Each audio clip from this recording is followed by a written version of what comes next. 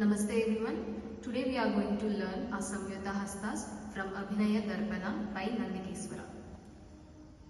पताकस्त्रिपताको अर्धपताककर्तरीमुखः मयूराख्यो अर्धचन्द्रस्य अराळ सुखतुण्डकः मुष्टिश्च शिखराख्यश्च कपित्थः कटकामुखः सूची चन्द्रकला पद्मकोश सर्पशिरस्तथा मृगशिरः सिंहमुख काङ्गूल अलपद्मकः चतुरो भ्रमरश्चैव हंसास्यो हंसपक्षकः संदंसो मुकुलश्चैव ताम्रचूड त्रिशूलकः इत्यसंयुतहस्ता नाम अष्टविंशतिरीरिता।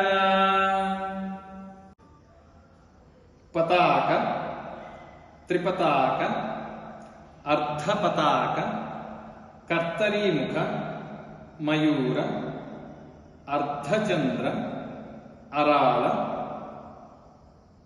सुखतुंड मुष्टि शिखर कपित्थ कटकामुख सूची चंद्रकला पद्मकोश सर्पशिर मृगशिर सिंहमुख काङ्गूल अलपद्म चतुर भ्रमर हंसास्य हंसपक्ष संदंस मुकुल ताम्रचूड त्रिशूल.